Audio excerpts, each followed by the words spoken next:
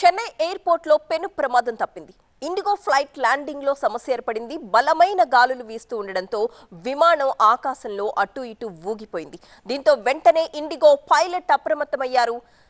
దానికి సంబంధించిన దృశ్యాలు కూడా మనం చూడొచ్చు. సరిగ్గా ల్యాండింగ్ కి కొద్దిసేపటి ముందు బలంగా గాలులు వీయడంతో ఆ విమానం అటు ఇటు ఊగుతున్న దృశ్యాలు కూడా మనం చూడొచ్చు.